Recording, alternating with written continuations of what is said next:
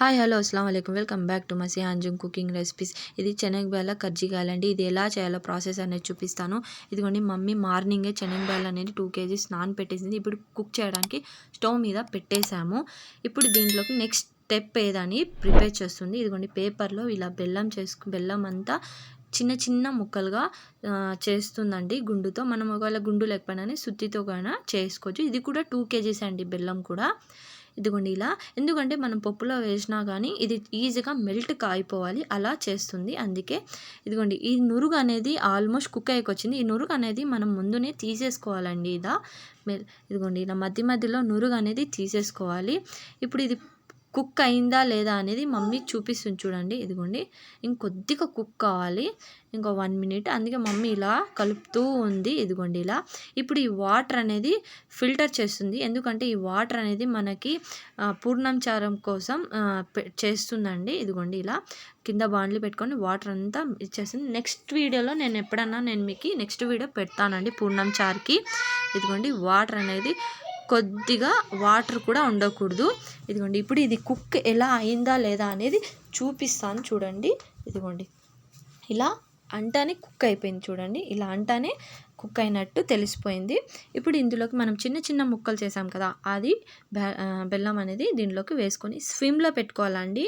ఇదిగోండి చిన్న మంట పెట్టుకొని ఇది మెల్లిగా కుక్ చేసుకుంటూ రావాలి. ఇదిగోండి ఇలా కుక్ చేసుకోవాలి, చిన్న పైన కింద అంతా కుక్ చేసుకోవాలి ఇలా. ఎందుకంటే మనకి ఇది బెల్లం అనేది మెల్ట్ అవుతూ ఉంటుంది. కింద మనం చాలా మంట పెట్టుకుంటే మనకి కింద అంతా వెళ్ళిపోయి తగిలి మంటకి ఇది అయిపోతుందండి, మాడిపోతుంది. అందుకే మనం ఇలా మెల్లిగా, ఇదిగోండి మెల్ట్ అయిపోయింది, ఇప్పుడు మెల్లిగా కలుపుతూ ఉండాలండి. కింద మాడిపోతే మనకి అది తినేటప్పుడు కజ్జికం అంతా మాడిపోయినట్టు టేస్ట్ వస్తుంది, టేస్ట్ అనేది వెళ్ళిపోతుంది. ఇదిగోండి ఇలా చిన్న మంట వేసుకొని ఇలా చేసుకోవాలి. ఇదిగోండి ఇప్పుడు ఇది అనేది ఆల్మోస్ట్ అయిపోయింది. ఇదిగోండి ఇలా పట్టుకుంటే బంకగా రావాలండి, ఇలా బంకగా రావాలి. ఇప్పుడు చల్లార్చడానికి మమ్మ ఇలా క్యాన్లో వేసుకుందండి. అది గ్రైండర్లో వేయడానికి తీసుకొని వెళ్తున్నారు చల్లార్చినాక. ఇదిగోండి ఇలా మెత్తగా రావాలి. ఇదిగోండి నేను చూపిస్తాను చూడండి. ఇలా మెత్తగా ఉండాలండి పిండి. ఇప్పుడు అది స్వీట్ అయిపోయింది. ఇప్పుడు మా ఆంటీ పిండి కలుపుతుందండి జల్లెడి పట్టి. ఎప్పటికైనా కానీ మనం పిండి అనేది జల్లెడి పెట్టే తీరాలి, ఎందుకంటే పురుగులు ఉంటాయో లేదో మనం చేసేది నీట్గా చేసుకోవాలి. ఇదిగోండి ఇలా పిండి అనేది చేసేసుకున్నాము జల్లెడి కొద్దిగా. ఇంకా ఆయిల్ అనేది వేసి బాగా కలిపేస్తుంది మా ఆంటీ. ఇదిగోండి ఇలా. ఇప్పుడు ఇందులో కొద్దిగా వాటర్ వేసుకుంటూ ఇలా కలుపుకోవాలండి. ఇది కలుపుకున్న తర్వాత మమ్మీ వాళ్ళు పెట్టేస్తారు, ఒక 5 minutes నానపెట్టాలి. ఇదిగోండి ఆంటీ నీట్గా చేసేసుకొని దీని మీద ఒక బట్ట అయినా లేకపోతే ప్లేట్ అయినా నానపెట్టేయాలి దీన్ని పిండిని. అప్పటి వరకు మా పెద్దమ్మ వాళ్ళు ఇలా రౌండ్ చేసేసుకున్నారు. ఇదిగోండి ఇప్పుడు మా ఆంటీ చేస్తుంది కదా, మా పెద్దమ్మ చేస్తున్నది కదా ఇప్పుడు ఈ పూరి అనేది ఇలా చేసి మా పెద్దమ్మ రౌండ్ చేస్తుంది, మా ఇంకో పెద్దమ్మ తీసుకొని ఇలా పెట్టి మా పెద్దమ్మ పక్కన వాటర్ అనేది రౌండ్ కలిపి ఇది క్లోజ్ చేస్తుంది, ఎందుకంటే అది ఓపెన్ కాకూడదని ఆయిల్లో నుంచి.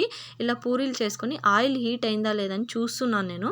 ఇదిగోండి ఇంకొకసారి చూపిస్తాను చూడండి. ఇలా క్లోజ్ చేసి మెమ్మది చేసుకోవాలి.